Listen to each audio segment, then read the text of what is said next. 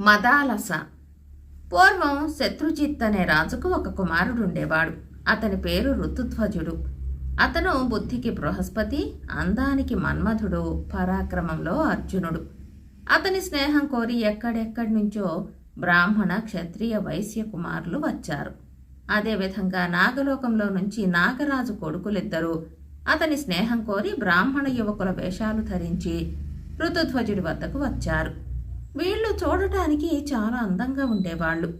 అంతేగాక ఋతుధ్వజుడిని మిగిలిన వాళ్లకన్నా ఎక్కువగా అంటిపెట్టుకుని ఉండేవారు. ఋతుధ్వజుడు కూడా వారిని విడిచి ఒక్క క్షణం ఉండేవాడు కాడు. ఆ నాగకుమారులు పగలల్లా రాజకుమారుడి వెంట ఉండి రాత్రివేళ నాగలోకానికి తిరిగి వెళ్తూ ఉండేవాళ్ళు. ఒకరోజు నాగరాజు తన కుమారులతో, మీరు పగలల్లా ఎక్కడికి పోతారు?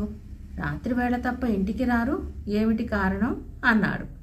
అప్పుడు వాళ్ళు తండ్రితో, నాన్న, మేము ఋతుధ్వజుడనే రాజపుత్రుడి స్నేహం సంపాదించి పగలల్లా అతని వెంటే ఉంటున్నాం.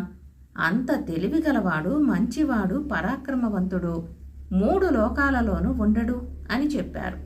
దీనికి నాగరాజు చాలా సంతోషించి, అయితే అతనికి తగిన బహుమానాలేవైనా పట్టుకుపోయి ఇవ్వరాదా అన్నాడు. అతనికి మనమేమివ్వగలం? అతనికి ఏ లోటు లేదు. ఎప్పటికైనా మన వల్ల అతనికి కావలసిన సహాయం ఏమన్నా ఉంటే అలాగే చేద్దాంలే అన్నారు నాగకుమారులు సంతోషంగా. దీనికి నాగరాజు కూడా సమ్మతించాడు. ఇలా ఉండగా అరణ్యంలో తపస్సు చేసుకునే గాలవుడనే మునిని పాతాళకేతుడనే రాక్షసుడు బాధించసాగాడు. గాలవుడు ఒక యజ్ఞం ప్రారంభించినా, తపస్సు ప్రారంభించినా ఈ రాక్షసుడు మాయారూపంలో వచ్చి విఘ్నాలు చేసేవాడు. ఏం చెయ్యాలో తెలియక గాలవుడు ఆకాశం కేసి చూసి ఒక్క నిట్టూర్పు విడిచాడు. వెంటనే ఆకాశం నుంచి అశ్వం ఒకటి మునీశ్వరుడి ముందు వాలింది. అదే క్షణంలో అశరీరవాణి ఈ విధంగా పలికింది, గాలవా, ఇది 3 లోకాలు తిరిగి రాగల కువలయాశ్వం. దీన్ని తీసుకుపోయి శత్రుజిత్తుడి కుమారుడైన ఋతుధ్వజుడికి ఇయ్యి. అతని గుర్రాన్నెక్కి క్రూరకర్ములైన రాక్షసులను సంహరించుతూ నీ తపస్సును రక్షించగలడు. ఈ మాటలు వింటూనే గాలవుడు కువలయాశ్వాన్ని ఎక్కి శత్రుజిత్తు వద్దకు వెళ్ళి ఋతుధ్వజుడిని పంపమని కోరాడు. ఋతుధ్వజుడు కువలయాశ్వాన్ని ఎక్కి గాలవుడి వెంట అతని ఆశ్రమానికి వెళ్ళాడు. సాయంకాలం అయ్యింది. గాలవుడు అగ్నిని అర్చించడానికి కూర్చున్నాడు. ఆ సమయంలో పాతాళకేతుడు అడవి పంది రూపంలో అగ్నిగృహంలో చొరబడి గాలవుడిని భయపెట్టాడు. ముని బాలకులు పెట్టిన కేకలు విని గుర్రం మీద ఋతుధ్వజుడు వచ్చాడు. పందిని ఒక బాణం వేసి కొట్టాడు. దెబ్బతిని అడవి పంది అరుస్తూ పారిపోసాగింది. ఋతుధ్వజుడు దాన్ని గుర్రం మీద వెంబడించాడు. పోయి పంది ఒక గోతిలో దూకింది. అది పాతాళానికి పోయే సొరంగం. కువలయాశ్వం 3 లోకాలలోనూ సంచరించగలది గనుక ఋతుధ్వజుడు ఆ సొరంగం వెంబడి పోసాగాడు. కొంత దూరం వెళ్లేసరికి అతనికి కాంతివంతమైన ఒక నగరం కనిపించింది. అతను ఆ నగరం ప్రవేశించి వెళుతూ ఉండగా ఒక ఇంటి దగ్గర ఒక స్త్రీ కనిపించింది. ఆ నగరంలో ఆ స్త్రీ తప్ప ఇంకెవ్వరూ ఉన్నట్టు లేదు. పంది జాడ మొదలే లేదు. రాజకుమారుడు ఆ స్త్రీని సమీపించి, ఏమమ్మా, ఎవరు నీవు? ఇది ఏం నగరం? నీ పేరేమిటి అని అడిగాడు. ఆ స్త్రీ జవాబు చెప్పకుండానే ఇంట్లోకి వెళ్ళిపోయింది. ఆ చిత్రమేమిటో తెలుసుకోవాలని రాజకుమారుడు గుర్రం దిగి తాను కూడా లోపల ప్రవేశించాడు. లోపల ఒక గదిలో ఒక హంసతూలికా తల్పం మీద ఒక దేవకన్య లాంటి సుందరి పడుకొని ఉంది. ఆమె చాలా విచారంగా ఉంది. పక్కనే బయట కనిపించిన స్త్రీ నిలబడి విసురుతూ ఉంది. ఋతుధ్వజుణ్ణి చూడగానే ఆమె, రాజకుమారా, ఈ కన్య విశ్వావసుడనే గంధర్వరాజు కూతురు. ఈమె పేరు మదాలస. ఈమెను పాతాళకేతుడనే రాక్షసుడు తన మాయ చేత తెచ్చి ఇక్కడ దాచాడు. వచ్చే త్రయోదశి నాడు ఆమెను పెళ్లాడతాడట. ముహూర్తం పెట్టి వెళ్ళాడు. నా సఖి ఆత్మహత్య చేసుకోపోతే నేనే ఆపాను. నేనీమె సఖురాలిని. నా పేరు కుండల. మా మదాలసను కాపాడటానికే దేవుడు నిన్నిక్కడికి పంపి ఉంటాడు అన్నది. ఋతుధ్వజుడు తన వృత్తాంతమంతా కుండలకు చెప్పిన మీదట ఆమె మదాలస మనస్సు తెలుసుకుని, ఈమెను రక్షించే భారం నీదే అంటూ మదాలస చెయ్యి రాజకుమారుడి చేతిలో పెట్టి వారికి పాణిగ్రహణం చేసింది. తర్వాత ఋతుధ్వజుడు మదాలసను తన గుర్రం మీద ఎక్కించుకుని తాను వచ్చిన దారినే భూలోకానికి ప్రయాణమయ్యాడు. దారిలో పాతాళకేతుడు తన బలాలతో సహా అతనికి అడ్డు తగిలి, ఎక్కడికి పోతావు, ఆగు అని అరిచాడు. వెంటనే ఋతుధ్వజుడు బాణం తీసి త్వష్టాస్త్రం వేసేసరికి రాక్షసులంతా బూడిద కుప్పలై పడిపోయారు. ఋతుధ్వజుడు మదాలసను తన ఇంటికి తీసుకుపోయి పెళ్లి చేసుకుని ఉదయం మొదలు మధ్యాహ్నం దాకా కువలయాశ్వం మీద భూమి యావత్తు చుట్టి మునీశ్వర్ల యజ్ఞయాగాదులను రక్షిస్తూ తన భార్యతో సుఖంగా కాలం గడుపుతున్నాడు. కువలయాశ్వాన్నెక్కి తిరుగుతూ ఉండటం వల్ల అతన్ని అందరూ కువలయాశ్వుడని పిలవసాగారు. ఋతుధ్వజుడి చేత చచ్చిన పాతాళకేతుడికి ఒక తమ్ముడున్నాడు. వాడి పేరు తాళకేతుడు. తన అన్నను చంపినందుకు, అతను చేసుకోవాలనుకున్న మదాలసను పెళ్లాడినందుకు ఋతుధ్వజుడి మీద పగ తీర్చుకోవాలని వాడికి బుద్ధి పుట్టింది. వాడు ఋషివేషం వేసుకుని యమునా తీరాన ఒక ఆశ్రమం కల్పించుకుని అక్కడ దొంగ తపస్సు ప్రారంభించాడు. ఒకనాడు రాజకుమారుడు ఆశ్రమాలన్నీ తిరుగుతూ అడ్డుగా వచ్చి ఈ దొంగ ఋషికి నమస్కారం చేసి, మహాత్మా, మీకు రాక్షస బాధ లేదు కదా అని అడిగాడు. నాయనా, నీ వంటి పరాక్రమశాలి మాకు అండగా ఉంటే రాక్షస బాధ ఎక్కడిది? అయినా నీ వల్ల నాకు ఒక సహాయం కావాలి, చేస్తానంటే చెబుతాను అన్నాడు తాళకేతుడు. చెప్పండి, తప్పక చేస్తాను అన్నాడు రాజకుమారుడు. నేను నీటిలో మునిగి నీటి యజ్ఞం చెయ్య తలపెట్టాను. అందుకుగాను బంగారం కావాలి. కనుక నీ మెడలో ఉన్న హారం ఇచ్చి ఒడ్డునే నిలబడి రాక్షసులు రాకుండా చూస్తూ ఉండు అన్నాడు తాళకేతుడు. నిజమే కాబోలనుకుని రాజకుమారుడు తన మెడలోని హారం రాక్షసుడికిచ్చి తాను ధనుర్బాణాలు చేతపట్టి ఒడ్డున నిలబడ్డాడు.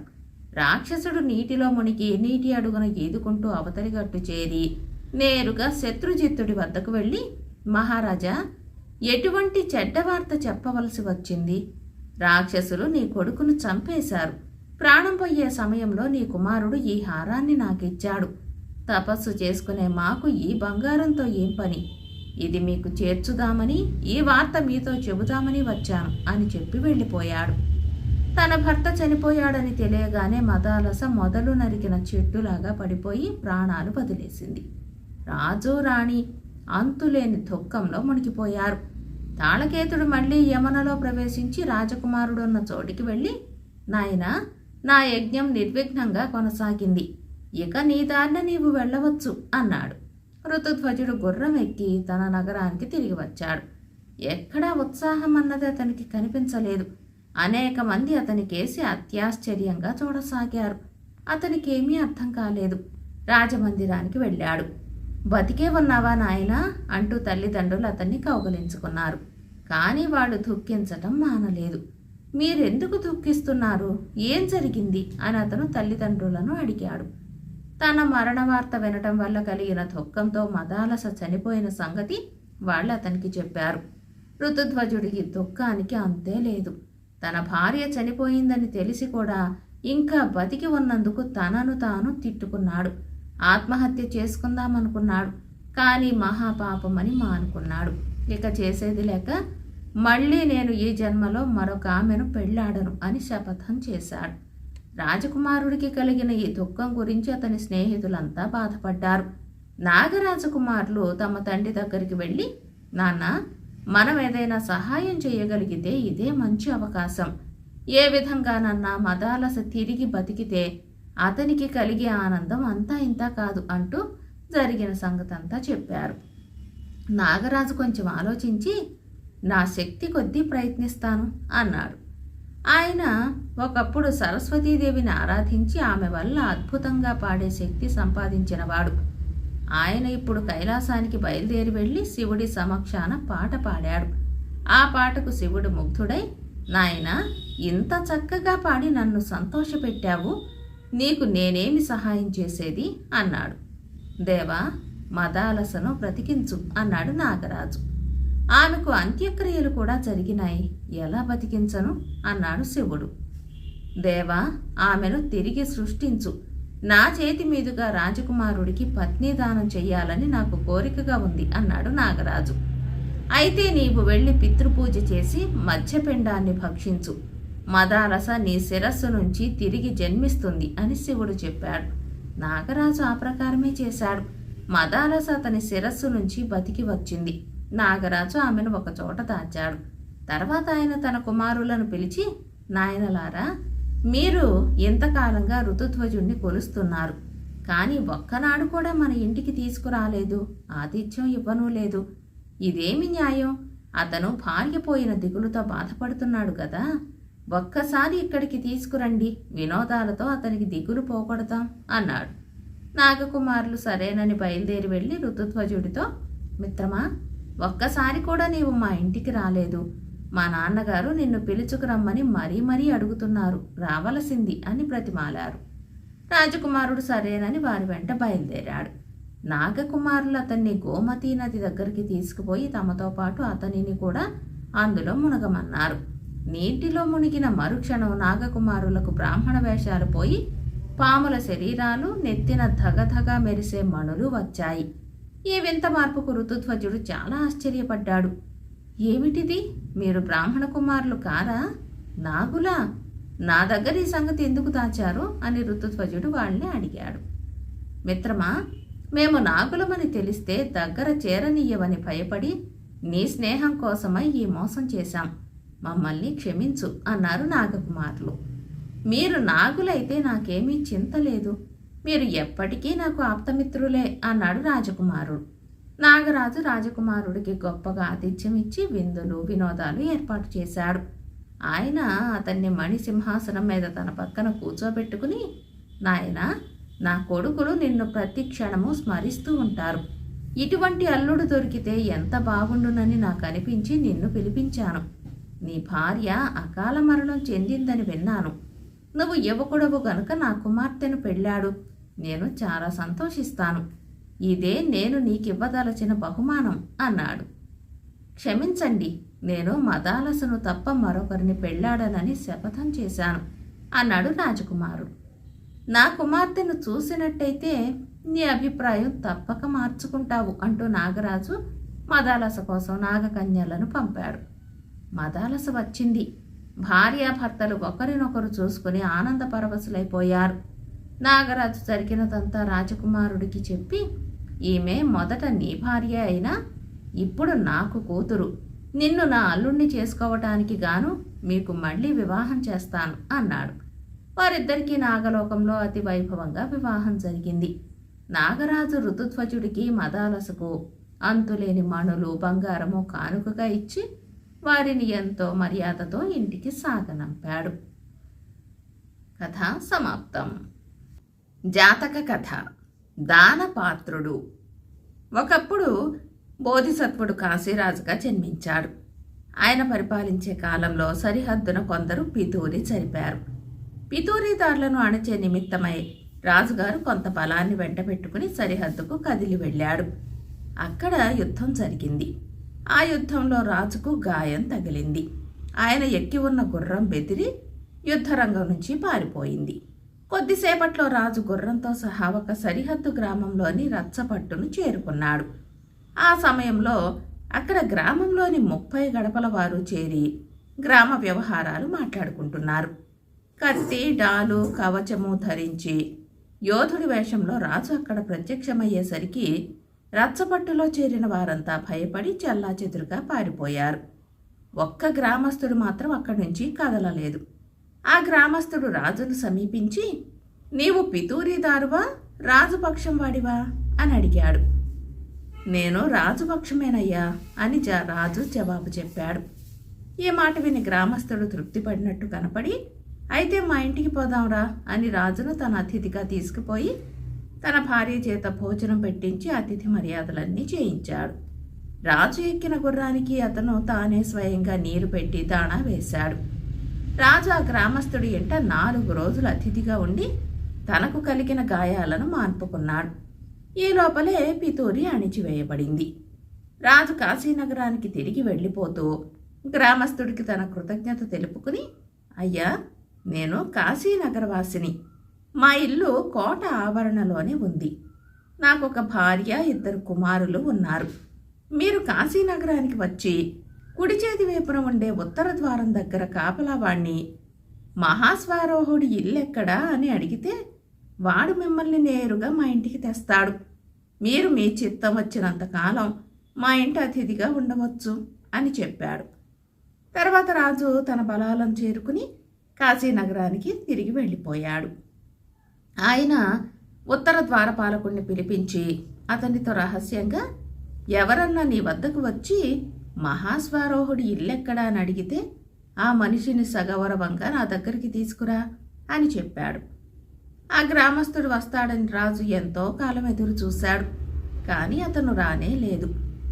అతన్ని ఏ విధంగానైనా తెప్పించాలనే ఉద్దేశంతో రాజు తన మంత్రులతో చెప్పి ఆ సరిహద్దు గ్రామం మీద కొత్త పన్నులు వేయించాడు. అప్పటికీ గ్రామస్తుడు రాజు వద్దకు రాలేదు. మరికొంతకాలం చూసి రాజు ఆ గ్రామం మీద మరొక పన్ను వేయించాడు.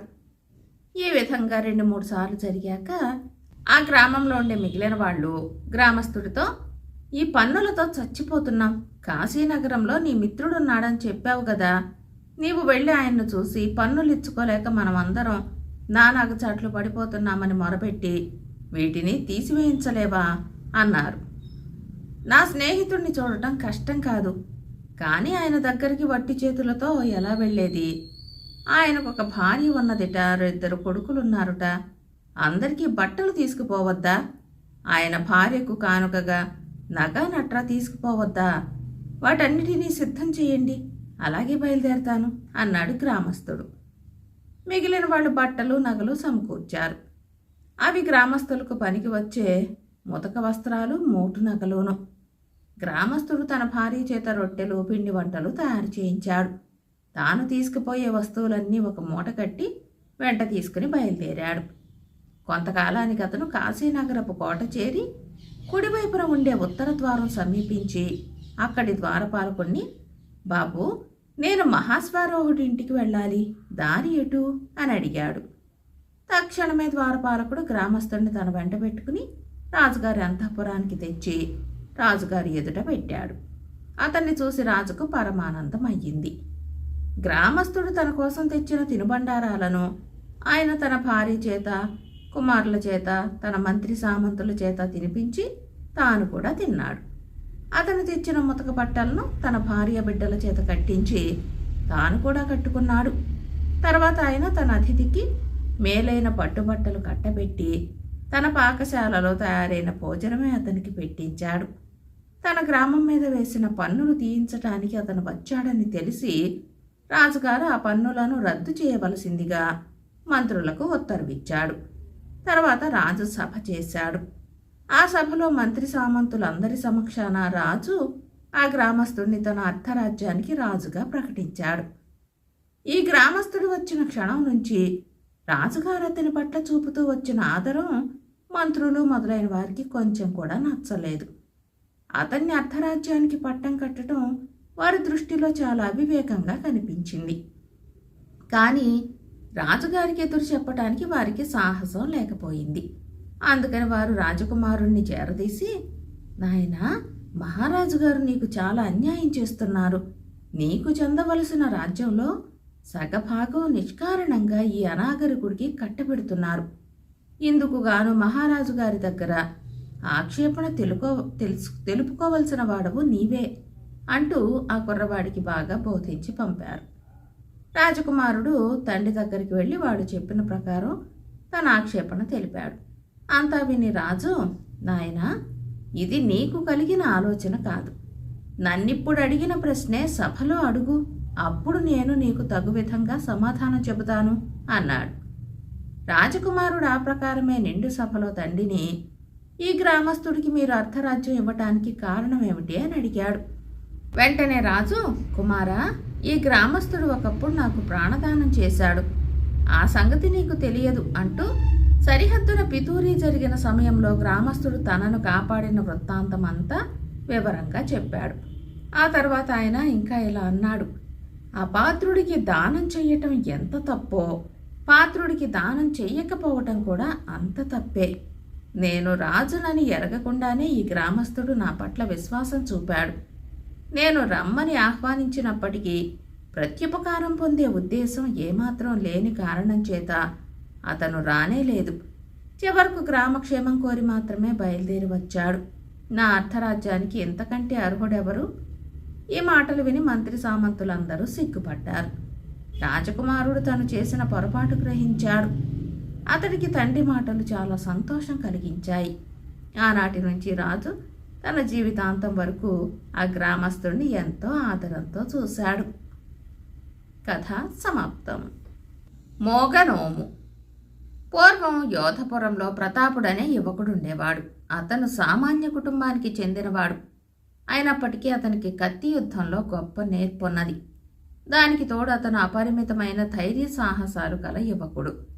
అతను రాజుగారి దగ్గర కొలువు చేరిన కొద్ది కాలానికే తన శౌర్య పరాక్రమాలను ప్రదర్శించి రాజుగారికి ఎంతో ఇష్టుడయ్యాడు.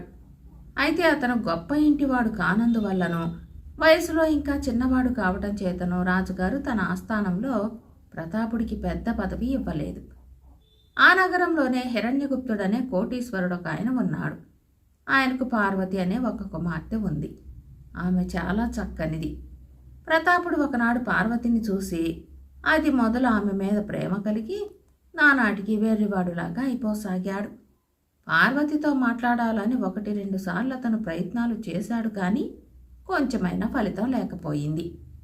తనకు ఎంతో ఇష్టుడైన ప్రతాపుడు నానాటికి చిక్కి పాలిపోతూ ఉండటం గమనించి రాజుగారు కలవరపడ్డాడు. ఆయన తన ఆస్థాన వైద్యుణ్ణి పిలిచి, ప్రతాపుడు ఏదో వ్యాధితో బాధపడుతున్నాడు, వాడి ప్రాణం అమూల్యమైనది, ఎలాగైనా వాడికి చికిత్స చేసి మామూలు మనిషిని చెయ్యండి అని ఆజ్ఞాపించాడు. రాజవైద్యుడు ప్రతాపుణ్ణి పరీక్షించాడు, కానీ రోగం అంతు చిక్కలేదు. కొద్ది రోజుల పాటు ఏవేవో ఔషధాలు కూడా ఇచ్చి చూశాడు, అవేవీ పనిచేయలేదు. ప్రతాపుడికి అనారోగ్యంగా ఉందని తెలిసి అతని బాల్యమిత్రుడు సత్యవర్మ అనేవాడు అతన్ని చూడవచ్చాడు. ప్రతాపుడు సత్యవర్మకు నిజం చెప్పేసి, మనోవ్యాధికి మందు లేదు, పార్వతిని పెళ్లాడితే తప్ప నాకు రోగం కుదరదు, ఇది సాధ్యమయ్యే పని కాదు, అందుచేత నేను క్రమేణా తీసుకుని చావక తప్పదు, నా కోసం ఎందుకు విచారిస్తావు అన్నాడు. పిచ్చివాడా, ఈ మాత్రానికి అధైర్యపడతావా? వెళ్ళి పార్వతిని కలుసుకుని నీ ప్రేమను ఆవిడకు తెలియజేసుకో, ఆమె నిన్ను పెళ్లాడటానికి ఒప్పుకోవచ్చు, ఒకవేళ ఒప్పుకోకపోయినా నీకింత మనోవ్యధ ఉండదు అన్నాడు సత్యవర్మ. అసంభవం, పార్వతి కోటీశ్వర్ల బిడ్డ, నేను చూడబోతే అనామకుణ్ణి, సామాన్య సైనికుణ్ణి, నేను ఆమెను ఎట్లా కలుసుకోగలను, ఎట్లా మాట్లాడగలను, నన్నెలాగే చచ్చిపోని అన్నాడు ప్రతాపుడు విచారంగా. నువ్వు చేయలేని పని నేను నీకు చేసి పెడతాను, నువ్వేమీ అధైర్యపడకు అని సత్యవర్మ తన స్నేహితుడికి ధైర్యం చెప్పి వెళ్ళిపోయాడు. అది మొదలు ప్రతాపుడి వ్యాధి తిరుగుముఖం పట్టింది. 3-4 రోజుల్లో అతను మామూలు మనిషి అయిపోయాడు. రాజుగారు కూడా చాలా సంతోషించాడు. ఈలోపుగా సత్యవర్మ ఒక వ్యాపారస్తుడి వేషం వేసుకుని ఒక మూటలో అందమైన స్త్రీల సామగ్రి పెట్టుకుని నేరుగా హిరణ్యగుప్తుడి ఇంటికి వెళ్ళి పార్వతిని చూశాడు. పార్వతి అతను తెచ్చిన వస్తువులను చూసి చాలా ముచ్చటపడింది. అవి మామూలుగా బజార్లో దొరికే వస్తువులు కావు. ఆమె వాటిలో కొన్నిటిని ఏరి వీటి వెల ఎంత అని అడిగింది. వీటిలో మీకు నచ్చినవి ఇవేనా అమ్మా అని అడిగాడు సత్యవర్మ. నచ్చడానికేం, నీ దగ్గర ఉన్న వస్తువులన్నీ నచ్చాయి, కానీ అవన్నీ ఒకేసారి ఎలా కొనేది అన్నది పార్వతి. తమన్ని నేను ధనం అడిగానా అమ్మా? ఇవి మీకు బహుమానంగా పంపినవాడు వ్యాపారం చేసుకునేవాడు కాడు, మీరంటే పడి చస్తాడు, మీతో ఒక్కసారి మాట్లాడాలని ప్రయత్నించి చేతకాక మనోవ్యాధితో మంచం పట్టాడు, వాడి స్థితి చూస్తే మీకు నిజంగా గుండె కరిగిపోతుంది అని ఇతరులెవరూ వినకుండా సత్యవర్మ పార్వతితో చెప్పాడు. ఆమె కొంచెం ఆలోచించి, ఎవరో పిచ్చివాడులాగున్నాడు, అతనికి కావలసింది నాతో మాట్లాడటమే అయితే రేపు మధ్యాహ్నం ఇక్కడికి రమ్మను, మాట్లాడతాను, ఈ భాగ్యానికే మంచం పట్టాలా అన్నది. ఈ సంగతి తన స్నేహితుడు చెప్పగానే ప్రతాపుడు పరమానందం చెందాడు. మర్నాడు మధ్యాహ్నం అతను పార్వతి ఇంటికి వెళ్ళాడు. పార్వతి అతన్ని తన గదికి పిలిపించింది. ప్రతాపుడు ఆమెకు తన పొడవంతా చెప్పుకున్నాడు.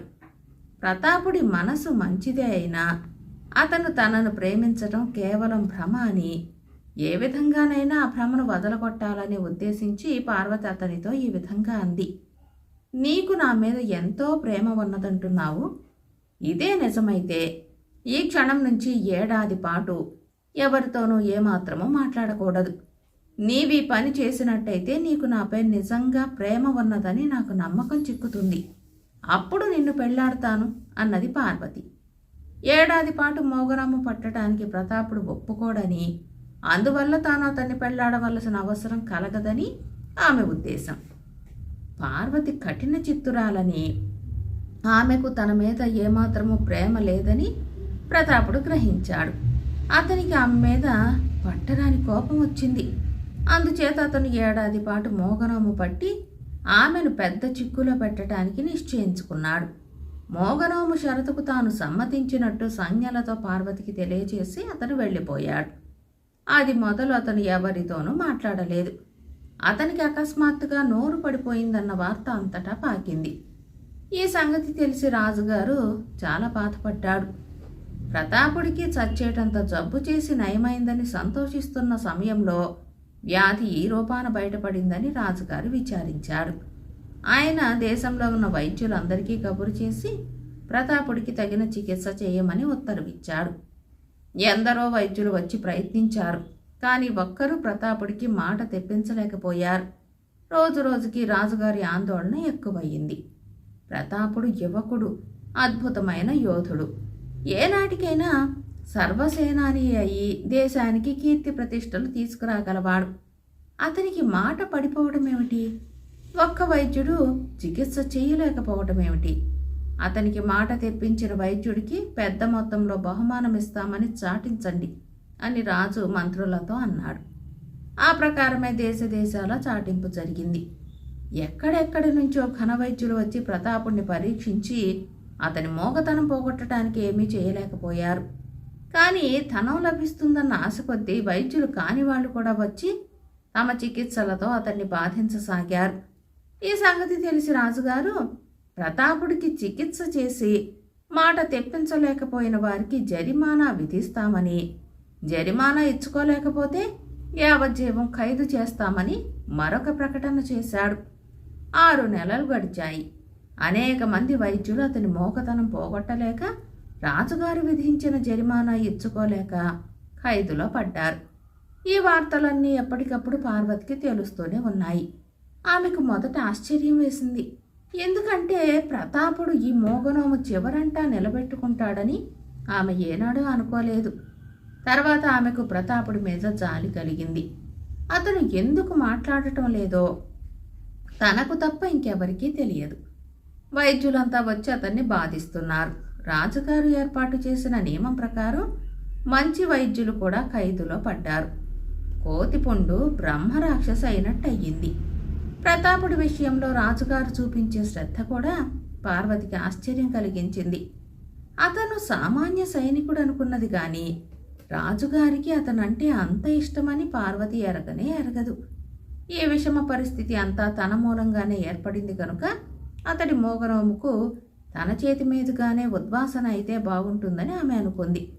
అందుచేత ఆమె రాజుగారి దర్శనం చేసుకుని, మహారాజా, నాకు అనుమతి ఇప్పించండి, ప్రతాపుడికి నేను చికిత్స చేసి మాట తెప్పిస్తాను అన్నది. రాజు ఆశ్చర్యపడి, నీవా? ఎంతో గొప్ప వైద్యులు చేయలేని పని నీ వల్లేమవుతుంది? నీకు వైద్యం ఏం తెలుసు అని అడిగాడు. నాకు వైద్యం తెలియని మాట నిజమే గాని అతనికి మాట పడిపోయిన కారణం తెలుసు. అందుచేత నేను అతనికి మాట తెప్పించగలను. చికిత్స చేయటానికి నాకు అనుజ్ఞ ఇప్పించండి అన్నది పార్వతి. చికిత్స చేయలేకపోతే జరిమానా ఇచ్చుకోవాలి. ఆ సంగతి ఎరుగుదువా అన్నాడు రాజు. చిత్తం, ఆ నియమానికి లోబడే చికిత్స చేస్తాను అన్నది పార్వతి. రాజుగారి అనుమతి పొంది ఆమె ప్రతాపుడి వద్దకు వెళ్ళింది. నేను నీకు చాలా అపచారం చేశాను. 6 మాసాల పాటు మూకగా ఉన్నావు. ఇక చాలు, మామూలుగా మాట్లాడు. నేను నిన్ను వివాహం చేసుకోవడానికి సిద్ధంగా ఉన్నాను అన్నదామె ప్రతాపుడితో. ప్రతాపుడికి ఇంకా ఆమె మీద గల కోపం తగ్గలేదు. ఈ కఠినాత్మురాలు సంవత్సరం గడువు లోపల నా చేత మాట్లాడించి నియమభంగం చెయ్యడానికి, రాజుగారిచ్చే ధనం కాజేయడానికి ఈ ఎత్తు వేసింది. ఈమెకు తగిన శాస్తి చేస్తాను అనుకుని అతను జవాబు చెప్పలేదు. ఆమె చెప్పే ప్రతి మాటకు మాట్లాడలేను అన్నట్లు సంజ్ఞ చేశాడు. పార్వతి అతన్ని బ్రతిమాలింది, కంట నీరు కూడా పెట్టుకుంది. కానీ అతను మాట్లాడ నిరాకరించాడు. ఆమె నిరుత్సాహంతో తల వంచుకుని రాజుగారి వద్దకు తిరిగి వెళ్ళి, మహారాజా, నా చికిత్స వృధా అయ్యింది. ప్రకటించిన ప్రకారం నాకు తగిన శిక్ష విధించండి అన్నది. పార్వతిని వెంటనే ఖైదులో ఉంచి ఆమె తండ్రికి కబురు పంపారు. ఆమె తండ్రి వచ్చి జరిమానా చెల్లించి తన కుమార్తెను ఇంటికి తీసుకుపోయాడు. పార్వతికి తగిన శాస్తి అయిందనుకున్నాడు. ఇక తాను మోగనోము చాలించవచ్చు. ఎందుచేతనంటే తన మీద ప్రేమ లేని దాన్ని పెళ్లాడటం ప్రతాపుడికి ఎంత మాత్రం ఇష్టం లేదు. అతను నేరుగా రాజుగారి దగ్గరికి వెళ్ళి తాను మోగగా నటించినందుకు క్షమాపణ చెప్పుకుని దానికంతకు గల కారణం కూడా చెప్పాడు. రాజు అంతా విని ఆశ్చర్యపడి పార్వతిని పిలిపించాడు.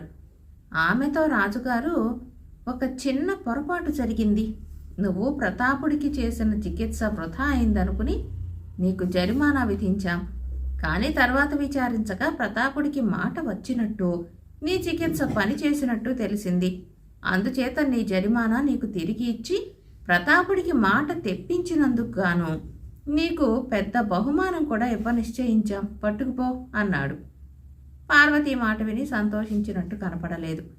మహారాజా, నేను బహుమానానికి ఆశించి అతనికి చికిత్స చేయలేదు. నేను అతనికి గొప్ప ద్రోహం చేశాను. ఆ తప్పు దిద్దుకుందామని ప్రయత్నించాను. ఒకప్పుడు అతను నన్ను ఎంతో ప్రేమించాడు.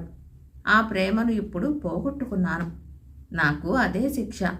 అతనికి నా మీద ఇంకా ప్రేమ ఉంటే నేను మాట్లాడమని ప్రార్థించినప్పుడే మాట్లాడి ఉండేవాడు. నా చికిత్స వృధా అయిన మాటే నిజం. నాకు తమరేమి బహుమానం ఇవ్వనక్కర్లేదు అన్నది రాజుగారితో. పార్వతి ఇప్పుడు ప్రతాపుణ్ణి ప్రేమిస్తున్నదని రాజుగారు గ్రహించాడు. అతను ప్రతాపుణ్ణి కూడా పిలిపించి, మీరిద్దరూ మోగగా ఒకరి కోసం ఒకరు బాధపడటం నాకేమీ బాగాలేదు. ఇంతటితోనైనా మీ మోగనోము చాలించి వెంటనే పెళ్ళాడండి అన్నాడు. ఆ ఒక్క మాటతో పార్వతి కష్టాలు ప్రతాపుడి కష్టాలు గట్టెక్కాయి. వాళ్ళిద్దరికీ త్వరలోనే వైభవంగా వివాహం జరిగింది. ప్రతాపుడు రాజుగారి కొలువులో పెద్ద ఉద్యోగి అయి కాలక్రమాన సేనాధిపతి పదవి కూడా సంపాదించుకున్నాడు. కథ సమాప్తం.